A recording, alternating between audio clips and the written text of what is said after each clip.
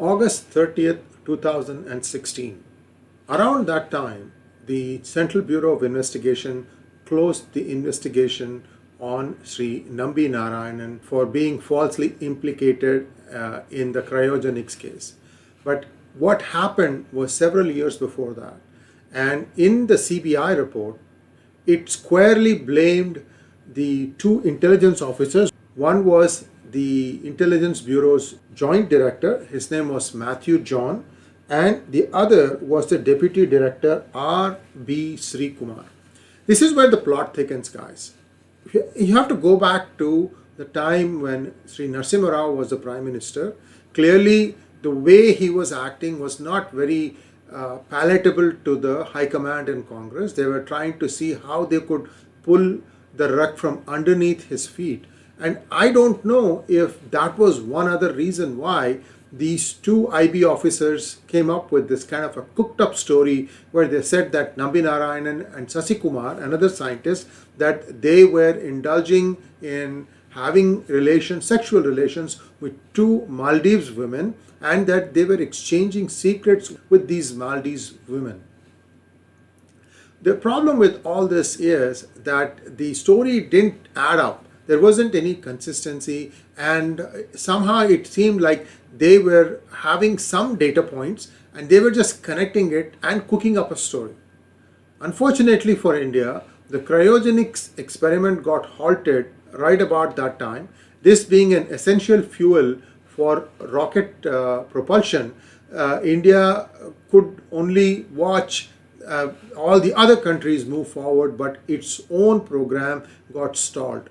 We have to remember that Mr. Nambi Narayanan was a cryogenics expert. He had gone to some of the top schools in the United States, and he chose to return back to India because he was a patriot.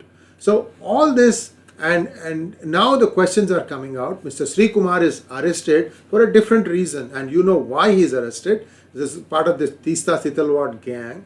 Now, what was promised to him in exchange for doing what he did against Nambi Narayanan? Look at the way this guy has gone. He's here, he provides fake evidence. From here he moves to Gujarat, and there he's again trying to do the same thing, fake evidence. To know all about this, we're going to have a super panel in a few days with the star and producer and director of Rocketry, R. Madhavan. Maybe we'll also get Sri Nambi Narayanan on that hangout to give you an idea of what really happened from the other side. But we are going to try and connect the dots on which possible entity was behind this whole thing to try and scuttle India's cryogenics program. That is one possibility. The other one is to try and bring down the P.V. Narasimha Rao government. Why do I say that? Because in this story weaving, there was a point where one of the sons of Sri P.V. Narasimha Rao, who was an entrepreneur, his name also was dragged into it. So this whole thing stinks. The important thing is the Modi government recognized the problem for what it was, and they did act based on the 2016 CBI closure report. I'll send you the link to this article. It was early going in PGurus at that time, and we were one of the first to publish this closure report by CBI, and it implicated the two Intelligence Bureau officers of doing a lot of fakery. It was one of those things where we got recognized for it, and then, you know, a lot of things happened. Sri Nambi Narayanan got a Padma, and now there's a movie going to be released about him. So all good luck to him. The country deserves to know the truth. But more importantly, this shows you the amount of deviousness many indulge to try and keep India back. We all assume that, you know, every day somebody goes to work, he's being paid to do something, and that he's going to do that to the best of his capability. But we don't realize how many other hurdles will be put in the way because somebody has a certain agenda. Surely with the arrest of Teesta Setalvad and some of the other lumpens, some of this stuff is going to slow down, and it might even put the fear of God in some of the other lumpens who still roam about free. Let's hope that they too find the justice soon. Thanks for watching. Please like, share and subscribe to our channel.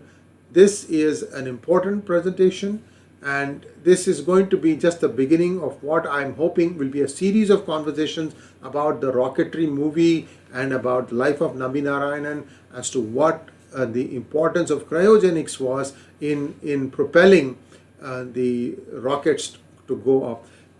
I've told you this before, satellites are not that complicated. The satellite launch vehicle is very complicated. I think India tried 3 or 4 times before they finally could put a satellite in space. It would always take off and then it would crash. SLV-1, SLV-2 and so on and so forth. Anyway, this is walk down memory lane. Many of you may or may not remember all those attempts that India made. But certainly a lot of activity was happening when I was in India in the late 80s and early 90s, and all under Sri APJ Abdul Kalam. He was the director of DRDL, Defense Research and Development Laboratories. And then, of course, he went on to scale great heights, ending up being the president of India. But those people who worked with him at that time, they said that what a great person he was to get things done. That was his main that was his main USP. Thanks for watching. Please like, share and subscribe to our channel, and don't forget to click on the bell button for notifications, and we will see you again very soon on more hangouts on this topic.